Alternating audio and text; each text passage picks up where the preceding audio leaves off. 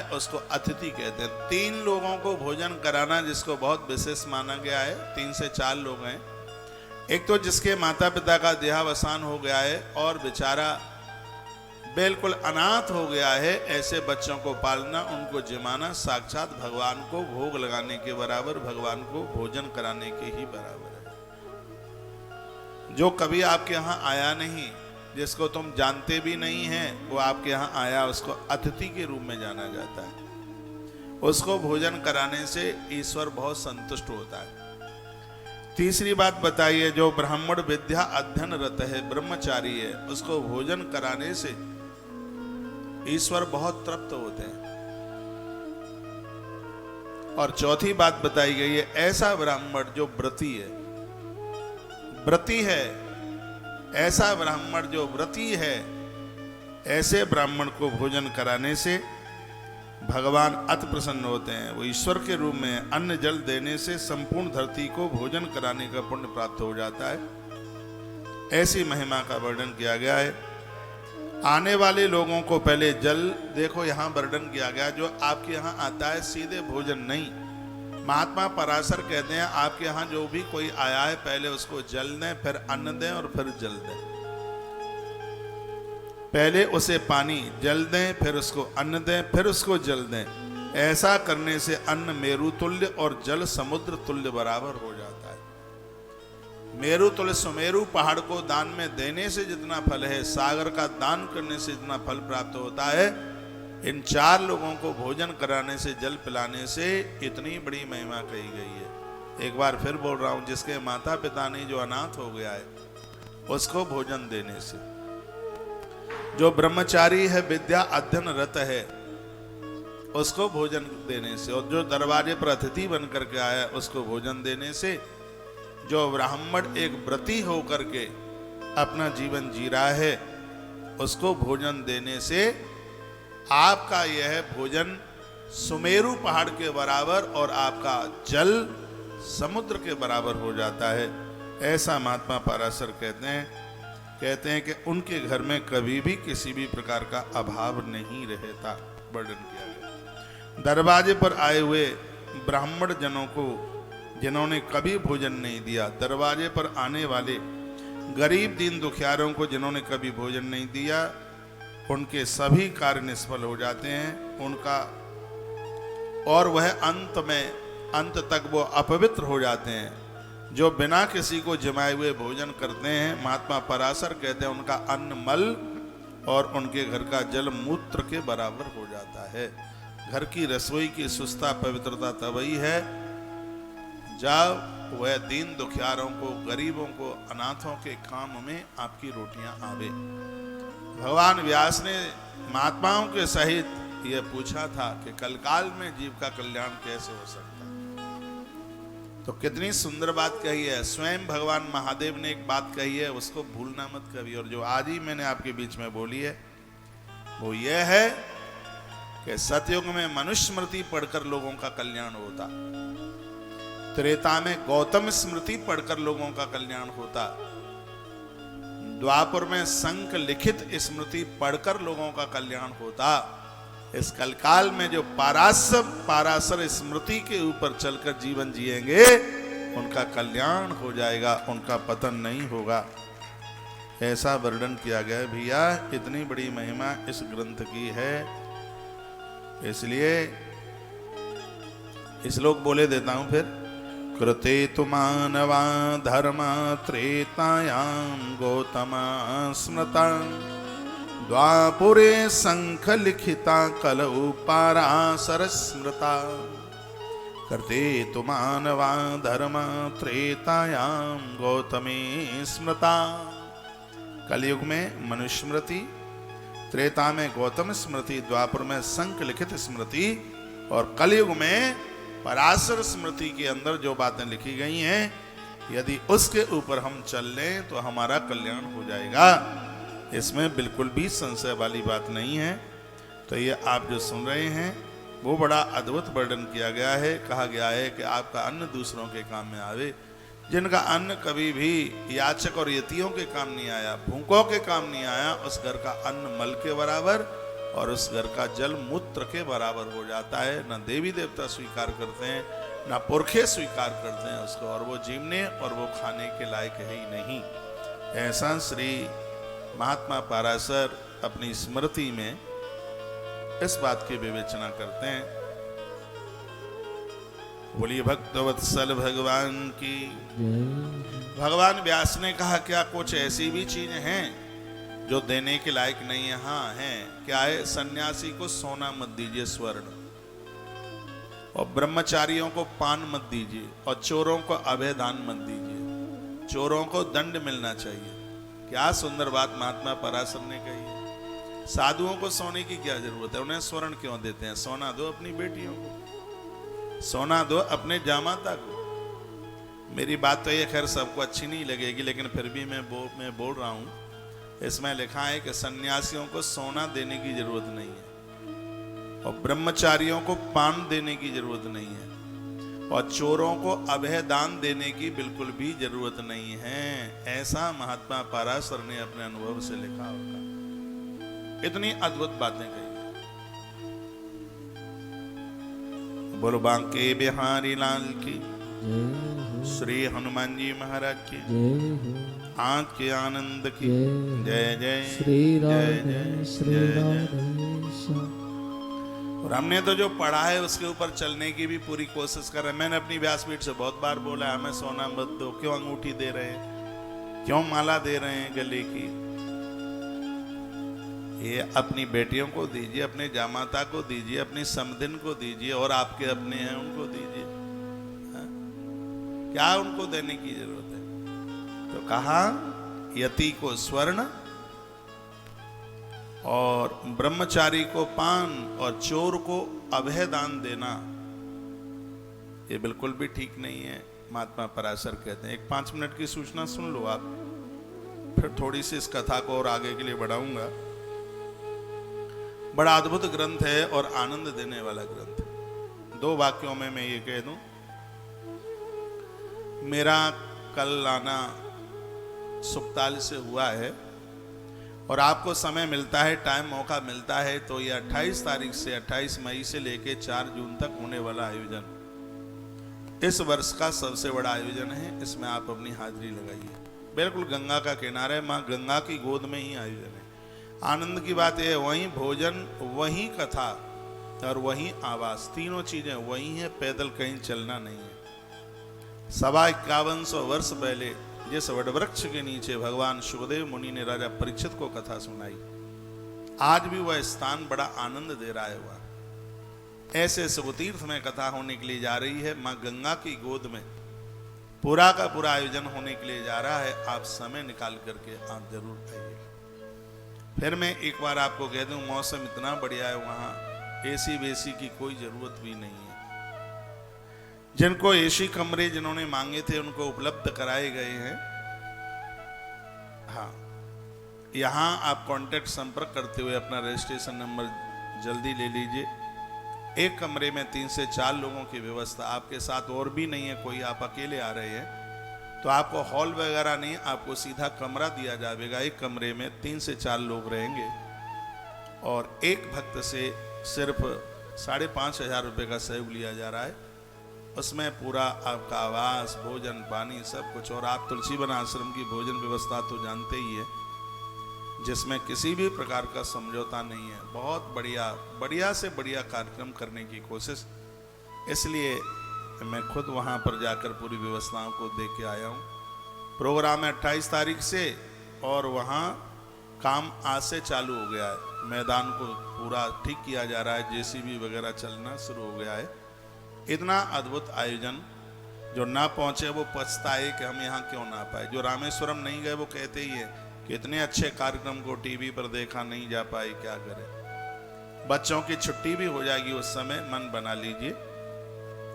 आपसे बन जाए तो यहाँ की पोथी में सहभागी बनिए, क्योंकि यहाँ की पोथी का पुण्य तो लाख करोड़ नहीं, अनंत गुना है। संख्या फैल हो जाए, क्योंकि श्रीमद् भागवत की जन्मस्थली है। यूँ तो जन्माष्टमी सब जगह मनाई जाती है, लेकिन जो ब्रज में मनाई जाती है उसकी महिमा अलग है। यूँ तो शिवरात्रि सब जगह मनाई जाती है, लेकिन वो शिवरात्रि काशी में हो, वो शिवरात्रि उज्जैन में हो, रामेश्वरम में हो, तो उसकी बात अलग है। यूँ तो रामनवमी सब जगह मनाई जाती है, लेकिन अयोध्या की रामनवमी तो अवध की ही है। उसी प्रकार से यूँ तो भागवत सब जगह ही होती है, लेकिन सुख तीर्थ की जो भागवत है वो अपने आप में अद्भुत है, क्योंकि वो भागवत जी की जन्मभूमि है। संपूर्ण मृत्यु लोक में जहाँ पहली भागवत हुई है वो सुख तीर्थ की धरती है, सुखताल की धरती है। यह स्थान हरिद्वार से लगभग 80 किलोमीटर पहले पड़ता है, और यहाँ पर आप पहुंचकर जजमान बनकर कथा सुन लें। इसमें पोथी की जजमान राशि 12,500 रुपया रखी गई है, और इसमें भी यदि आप गौ माता के गौ अक्षयव्रती मेंबर हैं तो 11,500 रुपये का सहयोग है। इसमें एक सार्वजनिक पोथी की भी व्यवस्था की गई है, और यह भी एक बड़े पुण्य का काम है। 2150 रुपये का उसमें आपका एक सहयोग है।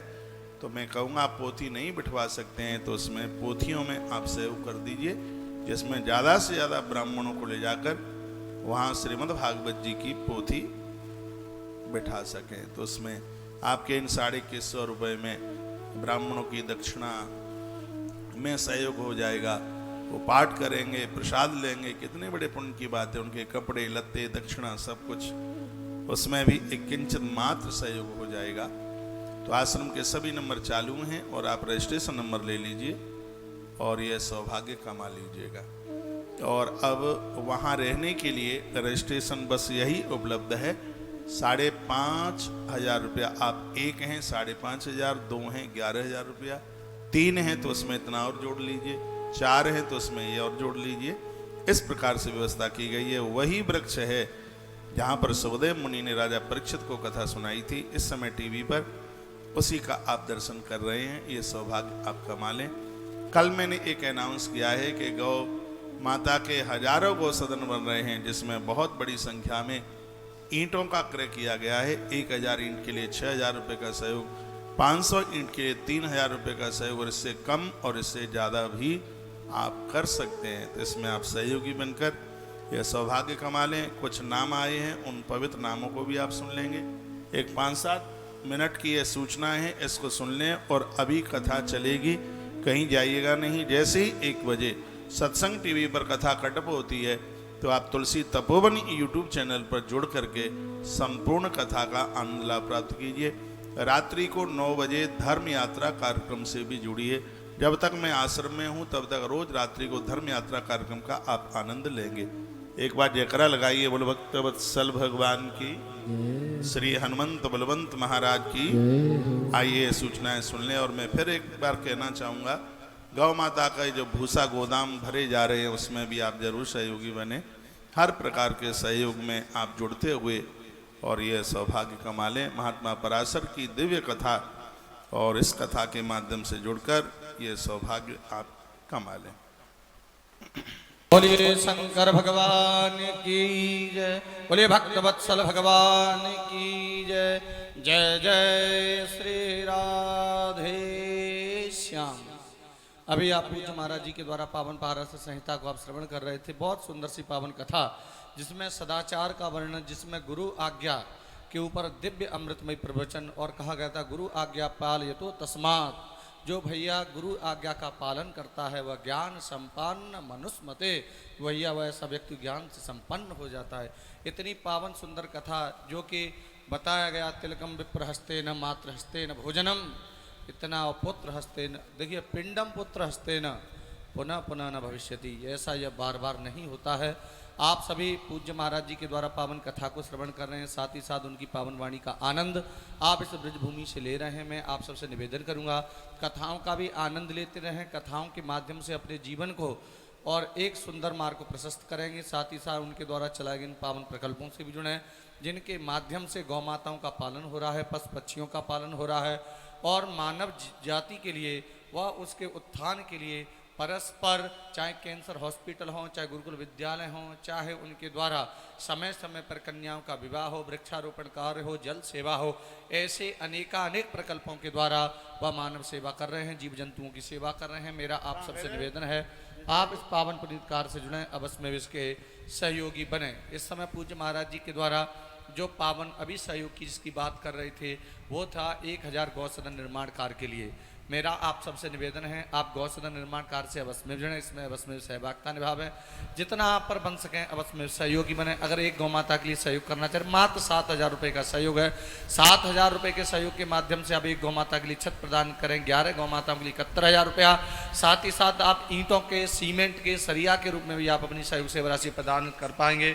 मेरा आप सबसे निवेदन है, जितना आप पर बन सके अवश्य में इसके सहयोगी बने और अवश्य में सहभागिता निभावें, जिसमें आप 1,000 ईंट के लिए आप 6,000 रुपये का सहयोग एवं आप 5,000 ईंटों के लिए आप 30,000 रुपये का सहयोग करते हुए आप ईंटों के सहयोग से भी जुड़ेंगे। सरिया में आप अवश्य में सहयोगी बने, मात्र 7,000 रुपये का सहयोग करते हुए कुंटल सरिया के लिए आप सहयोगी बनेंगे। साथ ही साथ आपसे मेरा निवेदन है, आप सीमेंट का भी आप सहयोग अवश्य में प्रदान करें, जिसमें आप 10 बोरों के लिए 3,500 रुपये का सहयोग करते हुए आप इस सीमेंट के दान से भी जुड़ें। तो मेरा आप सबसे निवेदन है, आप इन गौवंश से जुड़िए। भूमिदान हेतु 28 फुट भूमि हेतु आप 3,100 रुपया का एवं 50 फुट हेतु 5,100 रुपया एवं यही आप 108 फुट भूमि का दान करते हैं तो 11,000 रुपये का सहयोग करते आप इस भूमि दान से भी जुड़ेंगे। और मैं निवेदन करना चाहूँगा, महात्मा अन्नपूर्णा की पावन रसोई और तुलसीवन आश्रम जो कि परिक्रमा मार्ग पानी घाट पर स्थित है, इसमें बहुत सुंदर सी रसोई बनकर तैयार हो रही है, जिस रसोई में सैकड़ों ब्राह्मण, आने वाले आगंतुक गण, श्रद्धालु भक्तजन एवं आश्रम में रहने वाले व तपस्वी इस पावन भोजन प्रसादी को ग्रहण करेंगे। तो मेरा आप सबसे निवेदन है, इस महामाई की पावन रसोई से भी जुड़े। इसमें भी आप 5,100 रुपये एवं 11,000 रुपये का सहयोग करते हुए आप इस रसोई निर्माण कार्य से भी जुड़े, इसमें भी अपनी सहभागिता निभावें। और मैं निवेदन पुनः करना चाहूँगा, आप अक्षयवृत्ति सेवा से जुड़ना न भूलें। इस सेवा के माध्यम से गौ माता के लिए सिर भूषा के आजीवन व्यवस्था कर पाएंगे। हम और आप रहें या न रहें, लेकिन यह सेवा ऐसी अनुरूप से चलती रहेगी। तो आप अक्षयवृत्ति सेवा के सदस्य बने। सहयोग सेवा राशि मात्र 21,000 रुपया रखी गई है, 21,000 रुपये का सहयोग और गौ माता को सवा शेर आजीवन भूषा की व्यवस्था। साथ ही साथ अन्नपूर्णा की रसोई से भी जुड़े, इसमें वार्षिक सेवा हेतु 3,600 रुपया एवं आजीवन सेवा हेतु 51,000 रुपये का सहयोग करते हुए आप इस माता अन्नपूर्णा की अक्षय रसोई से भी जुड़े। पूज्य महाराज जी के द्वारा भी पावन और कथा के माध्यम से बता रहे थे कि इतना अन्नपूर्णा सेवा एवं भोजन कराने का कितना बड़ा महत्व है। तो मेरा आप सबसे निवेदन है, आप इन साधु संत ब्राह्मणों को आप भोजन कराते हैं, ये आपकी सारी विपत्तियों का हरण कर लेते हैं। तो उसी प्रकार से आप इन पावन पुनीत कार्य से जुड़े, भंडारे से बस में जुड़ते हुए सहभागी बने। ज्येष्ठ मास में गर्मी बहुत तेजी से पड़ रही है, इस भीषण गर्मी में सबसे ज़्यादा आवश्यकता जल की है। तो जल सेवा से बस में सहयोग सेवा राशि 2,100 रुपया, 2,100 रुपया के माध्यम से संपूर्ण वृंदावन बड़े बड़े जलपात्र, साथ ही साथ टैंकर और ट्रैक्टरों के द्वारा जल व्यवस्था की जा रही है। तो मेरा आप सबसे निवेदन है, इस सेवा में आप भी अपनी सहयोगिता निभाते हुए अपनी उपयोगिता सिद्ध करें। साथ ही साथ कैंसर हॉस्पिटल में ट्रस्टी बने, 1,25,000 रुपये का सहयोग, निर्माण कार्य में भी 11,000, 21,000 रुपये का सहयोग करते हुए निर्माण कार्य से, और उसमें 1 गज भूमि के अंशदान रूप में भूमिदान से जुड़े 5,100 रुपये का सहयोग। तो आप अवश्य में भूमिदान से भी जुड़ें और इस पावन पुण्य कार्य से जुड़ेंगे। जिन जिन दानवीर भामाशाहों ने इन पावन पवित्र कार्यों के लिए सहयोग किया है, मैं उनके पवित्र नामों का उद्घोष कर रहा हूँ और मैं उनके नामों के लिए आप सबको कहता हूँ, एक बार जोरदार करतल ध्वनि करेंगे और मैं उनके लिए बहुत बहुत साधुवाद धन्यवाद ज्ञापित कर रहा हूँ। आप सबका हमें सहयोग प्राप्त हुआ है। अब मैं आपको पूज्य महाराज जी के आगामी कार्यक्रम से जोड़ता हूँ। जिस कार्यक्रम की पूज्य महाराज श्री जी बात कर रहे थे वो है 28 मई से लेकर 4 जून तक विशाल अनुष्ठान, विशाल या श्रीमद् भागवत का कार्यक्रम। इस आप कार्यक्रम से अवश्य में जुड़े। सबसे बड़ी बात तो यह है कि सुकताल जैसी पावन भूमि जहाँ पर श्रीमद् भागवत का उद्गम स्थल और गंगा मैया का किनारा, 108 विद्वान ब्राह्मणों के द्वारा मूल पारायण। तो आप इस मूल पारायण से भी जुड़ें। इसमें आप पोथी यजमान अवश्य में बने। आप सामूहिक पोथी के लिए आप 2,150 रुपया एवं आप चाहते हैं कि हम अपने पितरों के लिए और हम पर्सनल पोथी रखवाना चाह रहे हैं तो आप अवश्य पोथी यजमान बने। पोथी यजमान की सहयोग सेवा राशि 12,500 रुपया। यही पोथी अगर आप अक्षयवृत्ति सेवा के सदस्य हैं तो 11,500 रुपये की सहयोग सेवा राशि रखी गई है। तो आप अवश्य में पोथी यजमान बने, आप वहाँ पधारें। आपके लिए सुंदर सी व्यवस्था 5,500 रुपये का सहयोग, आपके लिए आवास भोजन एवं समुचित व्यवस्था की गई है। तो मेरा आप सबसे निवेदन है, आप इस पावन पुनीत कार्य से जुड़ें, अवश्य में उसमें अपनी सहभागिता निभावें और अवश्य में इस पावन कथा का आनंद लेने के लिए अवश्य में पधारें। साथ ही साथ मैं निवेदन करना चाहूँगा, जितने भी भक्तजन मुझे देहरादून से आप श्रवण कर पा रहे हैं, आप भी पूज्य महाराज जी आपके मध्य में भी 17 से 25 जून तक पधार रहे हैं। आप भी इस पावन कथा का आनंद लेने के लिए तैयार रहें। 17 से लेकर 25 जून तक आप पूज्य महाराज जी की पावन वाणी को Hindu National Inter College Malviya Road Laxman Chowk Dehradun से श्रवण करेंगे। तैयारी अभी से तैयारी उसकी चरम सीमा पर है, तेजी से है। तो मेरा आप सबसे निवेदन है आप भी इस पावन पुनीत कार्य से जुड़ेंगे, इस पावन कथा से जुड़ेंगे। पूज्य महाराज जी यह पावन कथा गौ माता एवं कैंसर हॉस्पिटल के निमित्त है। तो आप सभी जन सादर इस पावन कथा में, तो आप इस पावन कथा का आनंद लेने के लिए पधारेंगे पूज्य महाराज श्री। और इस समय पाराशर संहिता आपको सबको वृंदावन की पावन धरा तुलसी वनाश्रम श्रवण करा रहे हैं। इस पावन कथा का आनंद लेने के लिए आप अवश्य में पधारें। आप सबके लिए समुचित व्यवस्था या भोजन और आवास की गई है। तो मेरा आप सबसे निवेदन है यहाँ पधार कर पावन कथा का आनंद 17 मई तक आप यहाँ पर ले पाएंगे। 18 मई से लेकर 25 मई तक पूज्य महाराज जी कोलकाता में हैं। तो जितने भी भक्तजन मुझे कलकत्ता से श्रवण कर रहे हैं या कलकत्ता से जुड़े हुए क्षेत्रवासी हैं, आप सभी श्रीमद् भागवत कथा श्री हनुमान भक्त मंडल 240A अबलिक 8 GT रोड लेलुआ हावड़ा कोलकाता पश्चिम बंगाल आप यहाँ पधार कर पूज्य महाराज जी पावन वाणी का आनंद लेंगे।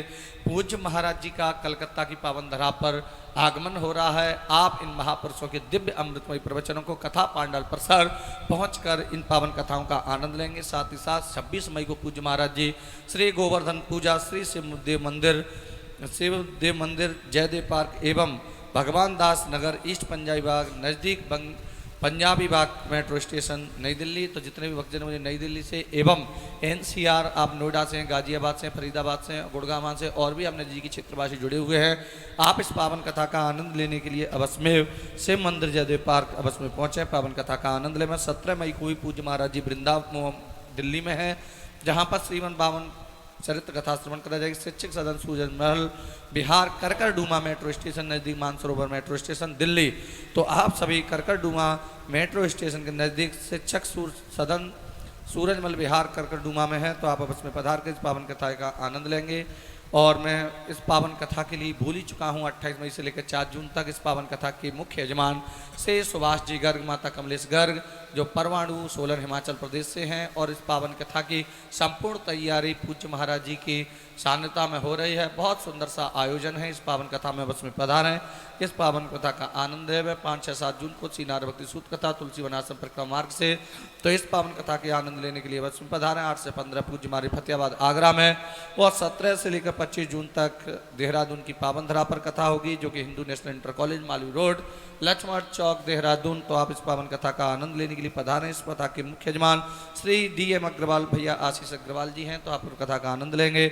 और 26, 27 को आप हरिद्वार महात्म्य कथा हरिद्वार से श्रवण करेंगे। 28 जून से लेकर 4 जुलाई तक गुरु पूर्णिमा महोत्सव बड़ी धूमधाम से वृंदावन तुलसी वनाश्रम में मनाया जाएगा। तो मेरा आप सबसे निवेदन है आप इस भावी अनुष्ठान के लिए भी सादर आमंत्रण है।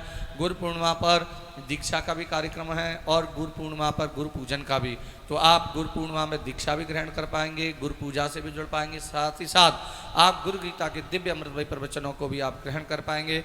मेरा आप सबसे निवेदन है पूज्य महाराज जी के द्वारा पावन प्रकल्प चलाए गए हैं, इन पावन प्रकल्पों से जुड़े अवश्य में इसके सहभागी बने और पेटीएम का सहारा लेकर आप अपनी सहयोग सेवा राशि प्रदान करें। पेटीएम नंबर है 7017340848 70 17 340 848 है संस्था का एकमात्र पेटीएम नंबर है। आप इस पेटीएम नंबर का सहारा लेकर आप अपनी सहयोग सेवा राशि प्रदान करें। साथ ही साथ आप फोन पे का भी सहारा लेकर आप अपनी सहयोग सेवा राशि प्रदान कर पाएंगे। 99 97 59 16 70 यह संस्था का फोन पे नंबर है। आप इस फोन पे के माध्यम से भी आप अपनी अवश्य में सहयोग सेवा राशि प्रदान करें। तो मेरा आप सबसे निवेदन है पूज्य महाराज जी के पावन प्रकल्पों से अवश्य में जुड़ें। इनके द्वारा चलाए गए पावन प्रकल्प निस्वार्थ की भावना से चलाए जा रहे हैं। तो आप जिस लायक हैं, जिस योग्य हैं, जितनी परमात्मा ने कृपा की है उस अनुसार अवश्य में सहयोगी बने। साथ ही साथ पावन कथा का आनंद आप वृंदावन की पावन धरा से लेते रहें। और श्री पाराशर संहिता जो कि पूज्य महाराज जी आप सबको श्रवण करा रहे हैं, इस पावन कथा का आनंद लें। और पूज्य महाराज जी के द्वारा चाहे जल सेवा हो, वानर सेवा हो या हॉस्पिटल की सेवा हो या सेवा वो गौ सेवा हो, आप इससे जुड़ें अवश्य में उसके सहभागी बने। स्थानीय भक्तजन नीचे कार्यालय, आप कार्यालय पहुंचकर अपनी सेवा राशि प्रदान करेंगे। जितने भी भक्तजन मुझे टेलीविजन के माध्यम से दिखाई दे रहे हैं, आपको दूरभाष नंबर, बैंक के अकाउंट एवं फोन पे पेटीएम नंबर मैंने बता दिया। आप इनका सहारा लेकर अवश्य में सहयोगी बने और अवश्य में इसमें अपनी सहभागिता निभावें। तो मेरा आप सबसे निवेदन है पूज्य महाराज जी के द्वारा जो पावन प्रकल्प चलाए जा रहे हैं, आप उनसे जुड़ें, अवश्य इसमें सहभागी बने। और मैं अब आप सबसे निवेदन करूंगा, आप पूज्य महाराज जी की पावन वाणी से आनंद लेते रहें और थोड़ी और कहेंगे कथा। अभी पूज्य महाराज जी के द्वारा और आप श्री पारस संहिता को आप श्रवण करेंगे। सभी अपने स्थान पर बैठे रहेंगे, पूज्य महाराज जी पावन वाणी का आनंद लेंगे। जय गौ माता, जय गोपाल।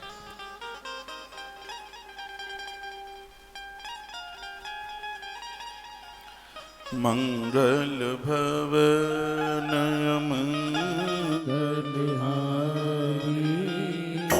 मंगल भवनीय मंगलहारी द्रवहो सुदशरथ अजर बिहारी द्रवहो सुदशरथ अजर बिहारी मंगल भवनीय मंगलहारी मंगल भवनीय मंगलहारी प्रभु सुदशरथ अजर बिहारी प्रभु सुदशरथ अजर बिहारी मंगल भवनीय मंगलहारी प्रभु सुदशरथ अजर बिहारी प्रभु सुदशरथ अजर बिहारी मंगल भवनीय मंगलहारी मंगल भवनीय मंगलहारी प्रभु सुदशरथ अजर बिहारी प्रभु सुदशरथ अजर बिहारी मंगल भवनीय मंगलहारी प्रभु सुदशरथ अजर बिहारी प्रभु सुदशरथ अजर बिहारी। बोलिए भक्तवत्सल भगवान की जय हो श्री हनुमान जी महाराज की जय जय जय श्री राधे श्री राधे जय जय श्री राधे श्याम। तो आप पराशर संहिता में बड़ी अद्भुत बातों को आप श्रवण कर रहे हैं, जिसमें महात्मा पराशर ने कुछ अद्भुत बातों का वर्णन किया। वो कहते हैं कि मनुष्य जिस समय भोजन करे, बताया गया कि सिर पर पगड़ी रख करके ना करे। सिर पर पगड़ी है, भगवान को जब प्रार्थना, भगवान को जब वंदन प्रणाम किया जाता है तो सिर की पगड़ी उतार के रख दी जाती है। जिस समय भोजन किया जाता है तो सिर के ऊपर पगड़ी नहीं रखी जाती। महात्मा पराशर कहते हैं कि भोजन करते समय मुख दक्षिण की तरफ नहीं हो और भोजन करते समय बिल्कुल भी लिखा है कि हाथ बाएं घुटने पर रख करके मत कीजिए। भोजन करते समय दूसरा हाथ बायां हाथ ना लगाया जाए। भोजन की प्रक्रिया ये होती है, ये हाथ ही होता है, ऐसे नहीं होता। ये तो ध्यान की मुद्रा है। बाएं घुटने के ऊपर हाथ ना रखें। भोजन करते समय एक ही हाथ से भोजन करें। ज़्यादा चपर चपर करके, सब बात बताई गई है, होठों को ज़्यादा हिलाकर चपर चपर करके भोजन नहीं, मौन रह करके भोजन किया जाए तो यह भोजन ऐसे हो जाता है जैसे यज्ञ में आहुति डालने के समय वह जो प्रक्रिया बन जाती है। वर्णन किया गया है कि जो बाएं पांव पर हाथ रखकर दक्षिण दिशा में मुख करके भोजन करते हैं और भोजन करते समय जो बीच में बोलते रहते हैं, ऐसे लोगों का अन्न वर्णन किया गया है कि वह राक्षसों के उदर में चला जाता है, राक्षसों के पेट में चला जाता है। ऐसा भोजन स्वास्थ्य के लिए लाभप्रद नहीं होता, लाभदायक नहीं होता। भोजन करते समय दक्षिण की तरफ मुख न हो, बाएं घुटने पर हाथ रख करके भोजन न करें और भोजन करते समय आपके होठों में से आवाज ना आवे और भोजन करते समय मौन रह करके भोजन किया जावे तो वह भोजन सुपाच्य होता है। ऐसा भोजन बल बढ़ाता है, वीर्य बढ़ाता है, सामर्थ्य और शक्ति को देने वाला होता है। ऐसी है बड़ी अद्भुत बातें कही गई हैं। दोपहर के समय यदि कोई अतिथि आपके यहाँ आ जाए और वह भले ही पापी क्यों नहीं है, चांडाल क्यों नहीं है, ब्रह्मघाती क्यों नहीं है, महात्मा पराशर कहते हैं भले ही उसने हमारे पिता की हत्या क्यों न की है, यदि ऐसे समय पर वह भोजन के समय पर आता है तो उस समय यदि भोजन करा दिया जाए उसे, तो तत्काल सोम यज्ञ करने का फल प्राप्त हो जाता है। आपके घर पर जो भी कोई लोग आकर के भोजन करते हैं, अतिथि बनकर, आगंतुक बन करके, और आपने किसी को जो भोजन करा दिया है, तत्काल वह भोजन सोम यज्ञ का रूप धारण कर लेता है। एक बार मैं फिर आपको निवेदन करना चाहूंगा, खुद भूखे रह लेना, लेकिन दरवाजे पर आए हुए व्यक्ति को भोजन जरूर कराना। हमने तो आश्रम में आदेश कर दिया है, निवेदन कर दिया है कि इस आश्रम में आने वाला व्यक्ति कोई भी भूखा ना जाए। यह नहीं है कि प्रवचन सिर्फ कहने के ही लिए हैं, इनको स्वयं में उतारा जा रहा है, स्वयं में इसका अनुभव किया जा रहा है। लिखा है, अतिथि जिस घर से भूखा चला जाता है, ब्राह्मण लोग जिस घर से भूखे चले जाते हैं, 1000 वर्षों तक उसके पुरखों को अन्न और जल प्राप्त नहीं होता। ऐसा महात्मा पाराशर ने लिखा है। 1000 वर्षों तक श्राद्ध निष्फल हो जाते हैं, गया तीर्थ निष्फल हो जाता है। गया जी में आप पिंडदान करते हैं, गया जी में आप तर्पण करते हैं, 16 दिन आप तर्पण करते हैं। स्पष्ट महात्मा पाराशर ने लिखा है, ये लिखा है उन्होंने, जिनके घर में आने वाले अतिथि लोग, जिनके घर में आने वाले आगंतुक लोग भूखे चले जाते हैं, तो उस घर का श्राद्ध तर्पण कभी भी पुरखे स्वीकार नहीं करते, और उस घर का यज्ञ कभी भी देवता स्वीकार नहीं करते। हजारों वर्षों तक उनके पुरखे भूखे रहते हैं, जिन घरों में आने वाले आगंतुक अतिथि को अन्न जल नहीं दिया जाता। इसलिए मैं आप सबको ये कहना चाहूंगा, ये बहुत बड़ा पुण्य है। एक बार नहीं 100 बार पूछ लीजिए तो ये बात कही गई है कि कलयुग में जो प्राण है वो अन्न में वास करते हैं, इसलिए किसी को, जीव जंतुओं को भोजन कराना। अभी आगे इसकी बड़ी विवेचना है। आप चींटियों को आटा डालते हैं, आप मछलियों को आटे की गोली बना करके डालते हैं, जो मूक हैं बोल नहीं पाते हैं। इसमें तो यह वर्णन है कि आंसू भरा पानी आपने पेड़ों को दिया है, प्रकृति आपकी ऋणी हो जाती है। जल किसी को देना, जल पिलाना, उसकी इतनी बड़ी महिमा है। तो सिर्फ माला पकड़ करके ही बैठे रहें तो आप, हो सकता है, स्वयं का कल्याण कर लें, लेकिन जहां आप किसी के लिए जीवन जीते हैं तो वर्णन है कि वह व्यक्ति तो है तो सूक्ष्म रूप से हमेशा हमेशा के लिए भगवान के चरणों में स्थान प्राप्त कर लेता है। इसलिए परहित वस जिनके मन माही, तिन कहूँ जग दुर्लभ कछुनाई। जिनके अंदर परहित है, परमार्थ है, वह मनुष्य नहीं, वो साक्षात देव रूप है, साक्षात देवता ही है वह है। और ऐसे लोग इस धरती पर चलते हैं तो धरती माता को उनका भजन फूल की तरह लगता है। तो महात्मा पराशर ने इस कलकाल में अपने कल्याण के लिए जो बातें कही गई हैं वो बड़ी वंदनीय हैं और अनुभूति करने वाली, अनुभव करने वाली हैं। जो अतिथि को भोजन न देकर स्वयं भोजन करता है, ये बात मैं पूर्व में बोल गया हूं, उसका अन्न मल के बराबर और उस घर का जल मूत्र के बराबर हो जाता है। महात्मा पराशर कहते हैं कि ब्राह्मण का जो मुख है वो खेत है। क्या अद्भुत बात कही गई है। ब्राह्मण का जो मुख है वो खेत है, और उस खेत में जैसा बीज डालते हैं वैसा ही पेड़ वृक्ष फल बन करके तैयार हो जाता है। ये बड़ी अद्भुत बात कही है। ब्राह्मण के मुख को खेत कहा गया है। ब्राह्मण को जल दिया जाता है, उसको अन्न दिया जाता है, क्योंकि अन्न साक्षात बीज रूप है, और उसके मुख में जैसा आप बीज आप डाल देते हैं तो वैसे ही हमें फसल प्राप्त हो जाती है। यूँ तो पुण्य कमाने के बहुत परम साधन हैं, लेकिन भूखे को भोजन कराना ये महासाधन है, ये परम साधन है।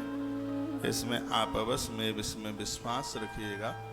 ये बहुत विश्वास करने के लायक है, और इसमें हमारा कल्याण छिपा हुआ है।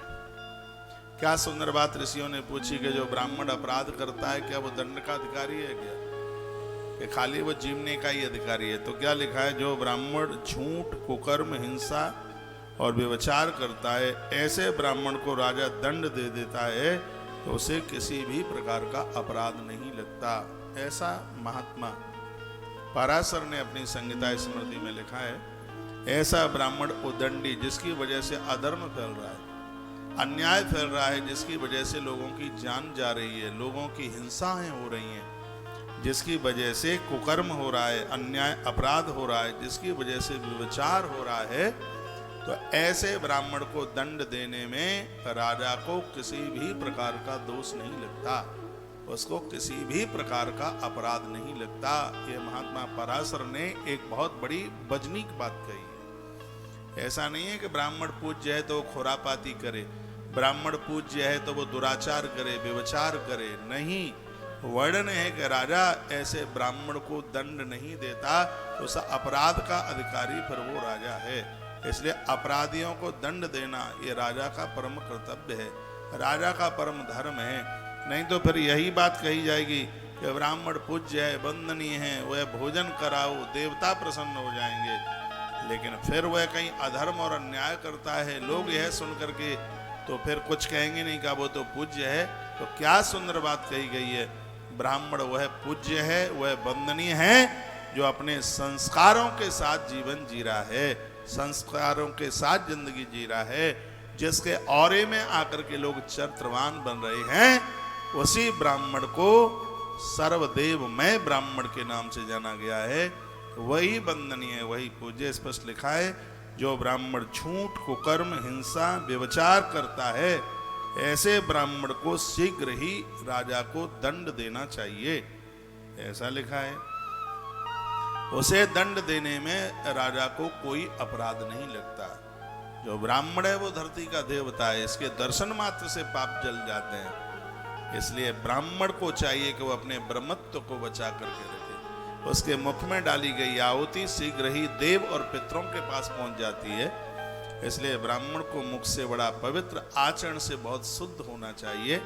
वह धरती का देवता है, वो धरती का ईश्वर है, वो धरती का मालिक है। ऐसा ब्राह्मण जो सदाचारी, जो शराब, मदिरा, मद्य, मांस,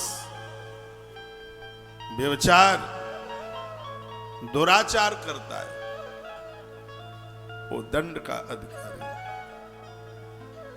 उसे दंड मिलना चाहिए। तो महात्मा पराशर ने जो अद्भुत बातें कही है,